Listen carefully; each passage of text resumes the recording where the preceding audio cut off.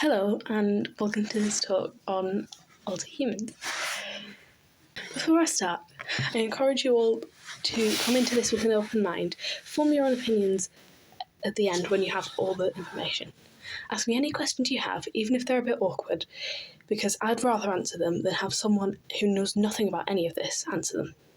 That said, please wait to ask questions until the end, as your question may be answered later.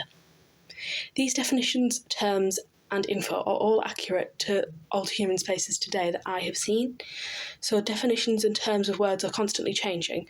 So definitions may not be accurate to the original definitions of the word or accurate to all that use these terms. So let's start with furries. Furries are people who dress up as or make art of an anthropomorphic character. Think of them kind of like cosplayers for an animal character. Furries will often create a persona, which is an animal character that they would like to dress up as or draw.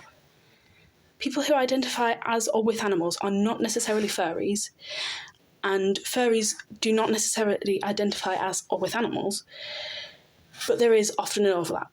The furry fandom is a fandom, not an identity. This is something I put together of what furries typically look like. So now, on to therians. Therians are people who involuntarily identify as non-human animals. When you think of yourself, you picture an animal not human is more the definition that I would go with, because there's some debate of the other definitions about whether it's physical, non-physical, or anywhere in between.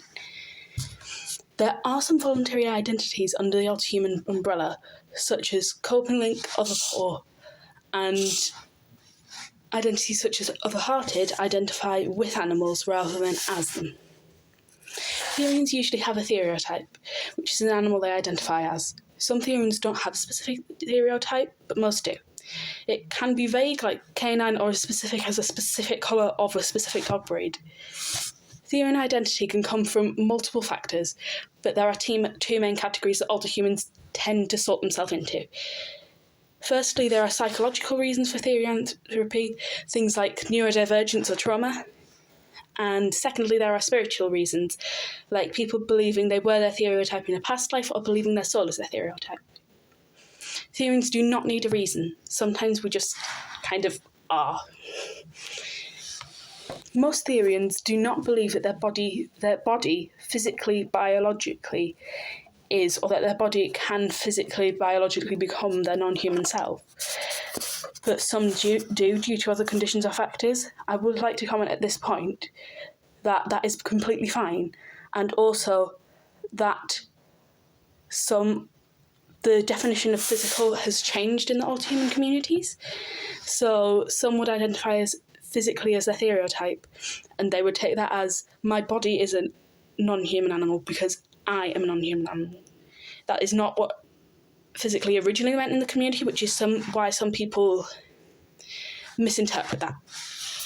This is something I've put together at what the therian community typically looks like. It can be very different, but this is what we typically see on social media. Next, I want to cover otherkin. Otherkin is used as an umbrella term that encompasses many, often non-human identities. These people identify either as non-human or not fully human in some way. Some examples are fictionkin, which is a person identifying as a fictional character, or a fictional species. Mythkin is like a person who identifies as mythical species, for example, vampirekin, angelkin, elfkin, etc. Some identities from this category can also be included in the therian category, for example, dragons. There's other things like machine or robotkin and plantkin and many, many more, but I simply don't have the time to cover everything.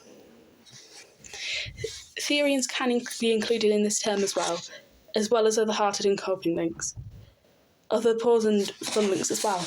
These identities are identities, not delusions, so please do try to keep an open mind. Next, I want to look at shifts. Shifts are moments when a therian or otherkin feels close to their kin type. Not all therians or otherkin have shifts, and they are not necessary to be therian or otherkin.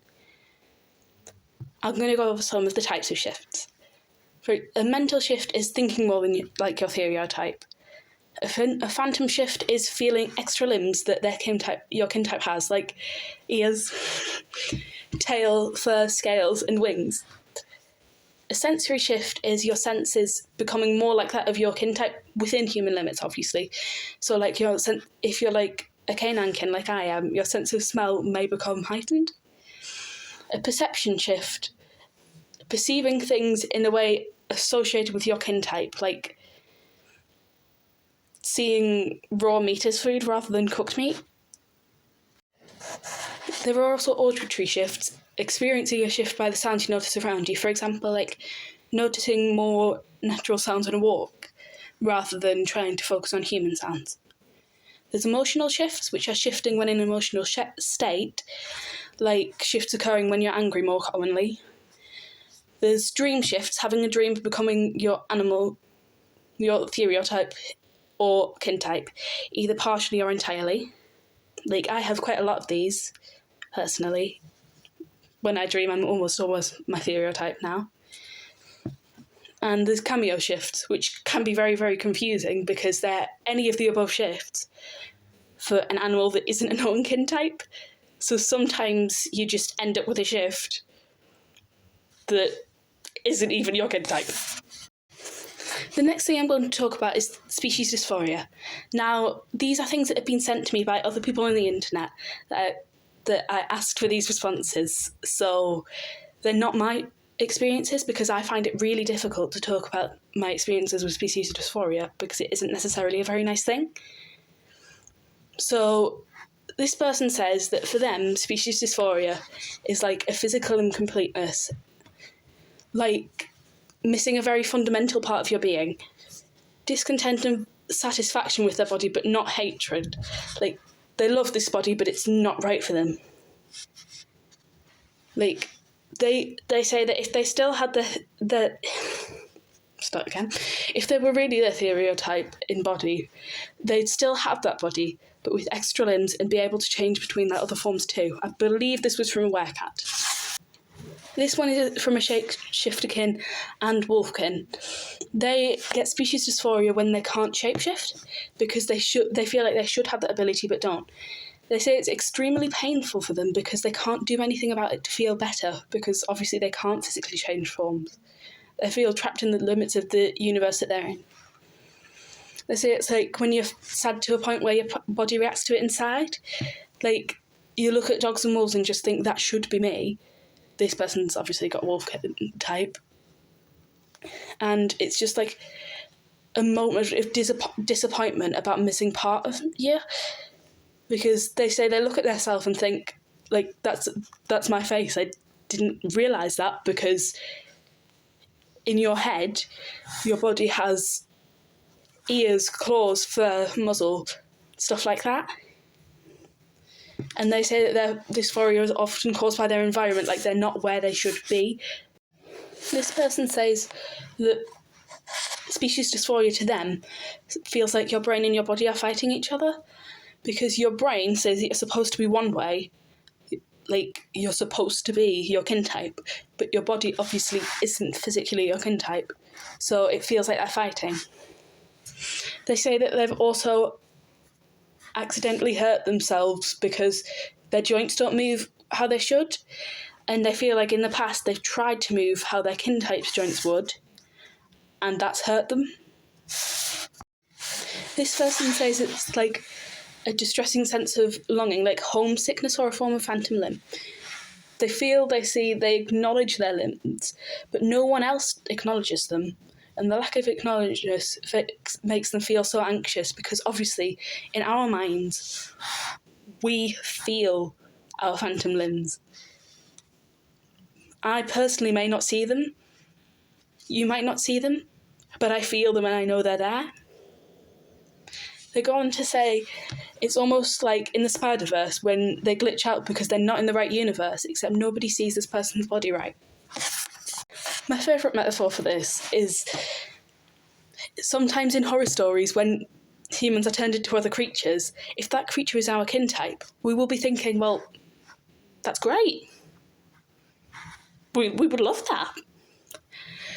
But I found this from somebody and I thought it was great. How would you feel about being turned into another species against your will, leaving behind everything that feels good and right and comfortable about your human body? That sounds horrible, right? That's how I feel, being non-human, stuck in a human body, and it's distressing in the same way you would hate being human stuck in a non-human body. So I hope that anybody who's not an alterhuman who's watching this video, if you've got this far, I'd hope that really helps you understand. Another thing about this is that gear, such as masks, tails and ears, I've got a mask here, can ease species dysphoria for a lot of us. That's why we use them. So it's part of why they're used so widely in the non-human community.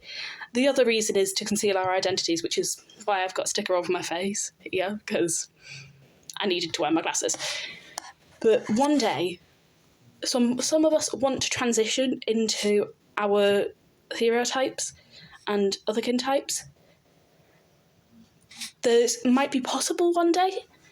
The Freedom of Form Foundation are doing research towards this, so someday we might actually be able to have a body closer to that of our kin types and ease some of that species dysphoria for good.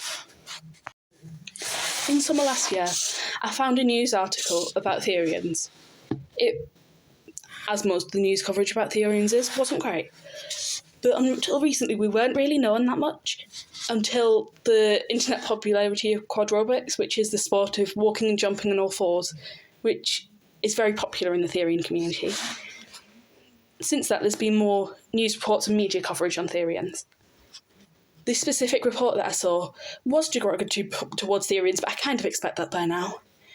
But it was published in the Daily Mail Online. Seemingly no research, but what do we expect? There's a lot of misinformation in the report which could be damaging to our community, as well as them using photos of people who are clearly under 18 doing quadrobics. These photos are clearly lifted off TikTok with no regard to what this could do to the child or teenager. The report does say that therians are advertising their location on TikTok, and yes, this does happen, but that's not the main focus of the report. Wouldn't you think that the safety of minors would be more of a focus on the report than our identities? And yeah, we do share locations in a community that we feel like nobody close to us understands what we're going through. The problem is that the main substance of the article is telling people how weird it is, and the comment section. Now, I'm just going to take a video of this comment section, or the ones that I picked out, because I don't personally feel comfortable reading all of these out loud. Pause it if you want to read all of them. Sorry, my video is very bad. So why do we think the alterhuman community are hated so much? One reason is that we're different, often visibly different, and some people seem to think this is a free pass for bullying. Obviously it shouldn't be, but this is what some people think. Also, many alterhumans are some form of neurodivergent or LGBTQ. This further makes them a target, and some people think that our alterhumanity is a better excuse than us being neurodivergent or LGBTQ to bully us. Also, people don't understand how it feels to be an alterhuman, so don't understand why people identify as, or dress up as for fun, as an animal or non-human being, as it is just a foreign concept to most people. One particular comment that struck me very much with how the alterhuman community is treated and why we're hated as a whole is this. Someone says, it's no different to believing you're a different gender. All are deluded and we shouldn't pander to it.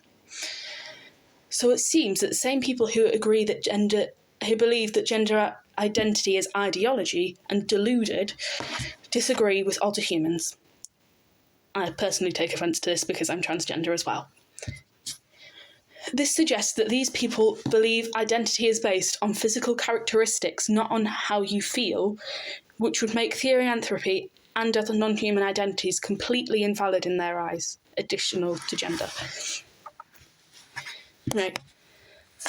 The message I want to leave you with is that alterhumans are living beings with thoughts and feelings just like you.